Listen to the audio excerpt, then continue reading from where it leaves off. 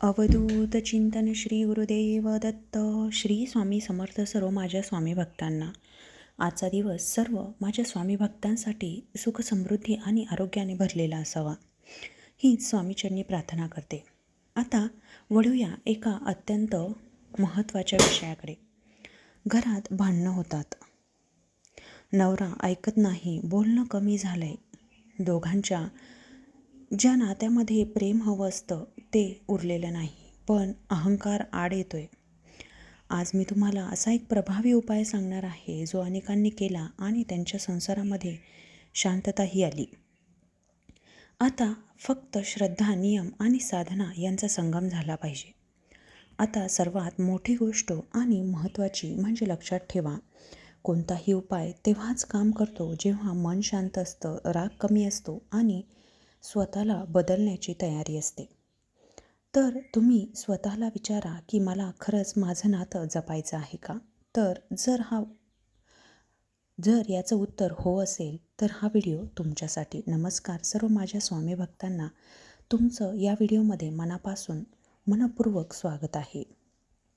आता सर्वात महत्त्वाचा उपाय म्हणजे सर्व स्वामी भक्तांसाठी, म्हणजेच ज्यांच्या कुटुंबियांमध्ये वाद, म्हणजेच जर आपण बघितलं तर कोणताही नवरा बायको असो तर त्यांच्या नात्यामध्ये वाद होतात.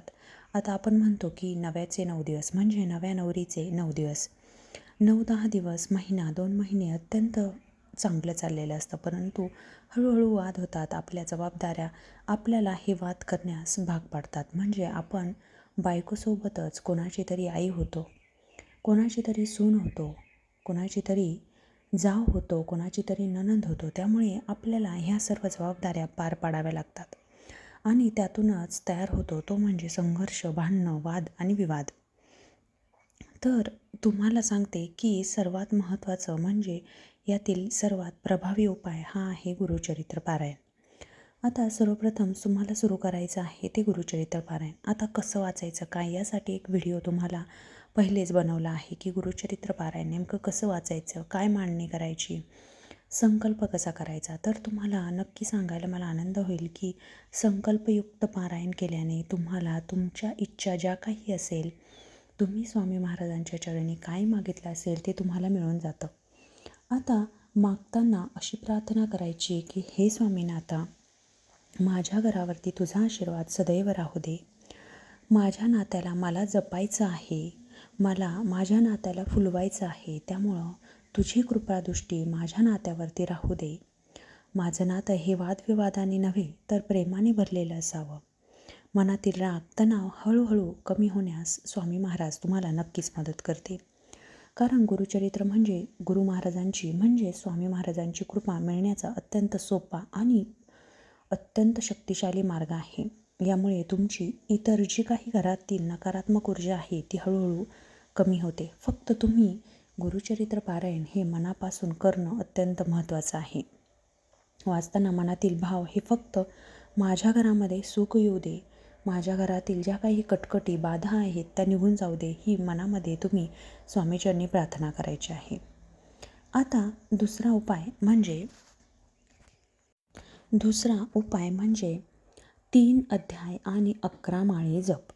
आता तुम्हाला जर संकल्पयुक्त करायचं असेल तर तुम्ही 21 दिवसांचं, 11 दिवसांचं, 8 दिवसांचा असा संकल्प करून ही सेवा करू शकता की स्वामी चरित्राचे 3 अध्याय आणि त्यानंतर 11 माळी श्री स्वामी समर्थ, श्री स्वामी समर्थ असा मंत्र जप केल्याने तुम्हाला तुमच्या संकल्पामध्ये तुम्ही जी काही इच्छा मागितली आहे, जी काही वादविवादाबद्दल तुम्ही स्वामी महाराजांपुढे विनंती केली आहे ती नक्कीच पूर्ण होईल. महाराजांच्या मनात इतकी करुणा आहे, इतकं प्रेम आहे की तुम्ही फक्त एका शब्दाने महाराजांना मागून बघा, तुम्हाला नक्की तुमच्या सगळ्या इच्छा कमी होतील. नवऱ्याबद्दल जो राग तुम्ही कदापिही मनामध्ये ठेवू नका. संवाद सुधारायला मदत करा आणि संवादानेच प्रश्न सुटतात हे लक्षात ठेवा. आता हे स्वामी चरित्राचे जे 3 अध्याय हे तुम्ही कधीही वाचू शकता दिवसभरामध्ये, फक्त 12 ते 12:30 या दुपारच्या वेळेमध्ये वाचू नका. दररोज स्वामीचरित्रातील 3 अध्याय वाचा, शांत बसून वाचन करा, घाई करू नका, अर्थ समजावून घ्या. स्वामी महाराजांची कृपा नक्की मिळते. घरामध्ये सकारात्मकता येते आणि वाद कमी होतात. भावना फक्त हीच असावी यामागे की स्वामी महाराज, माझं आणि माझ्या नवऱ्याचं जे काही नातं आहे हे मला जपायचं आहे. आता तिसरी सेवा म्हणजे विष्णू लक्ष्मी पूजन. आता दर गुरुवारी तुम्हाला विष्णू आणि महालक्ष्मीचं पूजन करायचं आहे. त्यांचे जसं नातं आहे महालक्ष्मीचं आणि विष्णूचं, तसंही आपल्या घरामध्ये यावं, आपल्या घरामध्ये देखील हेच वातावरण तयार व्हावं, हीच स्वामीचरणी तुम्ही प्रार्थना करा.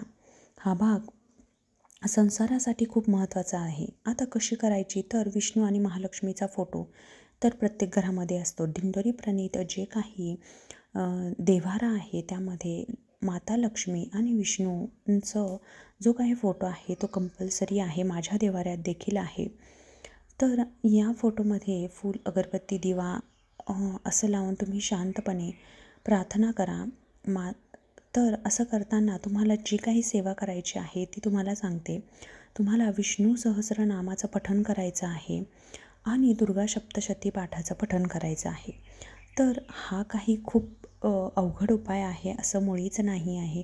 इतके छोटे छोटे पुस्तकं आहेत. याचं मूळ कारण म्हणजेच विष्णू महाराजांमध्ये स्थिरता असते आणि माता लक्ष्मीमध्ये समृद्धी साठवलेली असते. त्यामुळे दोघांचं पूजन केल्याने तुम्हाला घरामध्ये सुख, शांती आणि नात्यामध्ये स्थैर्य निर्माण होते. आता विष्णू सहस्त्रनाम जे आहे ते आठवड्यातून एकदा म्हणजेच गुरुवारी जर तुम्ही पठण केलं तर मन शांत होतं. नकारात्मक विचार जे आहेत ते दूर होतात आणि घरामध्ये डिव्हाइन एनर्जी म्हणजेच सकारात्मक जी ऊर्जा असते ती वाढते. आता तुम्हाला जर कधी वाचणं शक्य नसेल तर तुम्ही हे ऐकू देखील शकता. सकाळी सकाळी तुम्हाला दुर्गा सप्तशती किंवा विष्णू सहस्रनामाचं जर कुठे यूट्यूबला व्हिडिओ मिळाला तर तुम्ही तो लावून ठेवू शकता आणि सकाळी ते कमीत कमी वाचणं नाही झालं तर ऐकल्याने देखील तो इतका शक्तिशाली आहे तरी तुम्हाला त्याचा लाभ मिळू शकतो. आता दुर्गा माता जी असते ती आपल्या आयुष्यातील अडथळे दूर करते. घरामधली नकारात्मक शक्ती किंवा नकारात्मक ऊर्जा ही माता लक्ष्मी नष्ट करत असते. तर या म्हणजे खास करून गुरुवारी ही जी सेवा सांगितली आहे, आता मी आत्तापर्यंत तुम्हाला 3 सेवा सांगितल्या आहे. तर ह्या तिन्ही सेवेंपैकी एक जरी सेवा तुम्ही केली तर तुम्हाला नक्कीच याच्यामध्ये बदल जाणून येईल. आता चौथी जी सेवा आहे, मी तुम्हाला व्हिडिओच्या सुरुवातीला सांगितले आहे की चौथी जी सेवा आहे ती खूप महत्त्वाची आहे. त्यानंतर तुम्हाला मी दोन असे उपाय सांगणार आहे, त्यामुळे व्हिडिओ शेवटपर्यंत आणि मन लावून बघा. आता चौथी सेवा म्हणजे तारक मंत्र. आता तुम्हाला 1 ग्लास पाणी घ्यायचं आहे.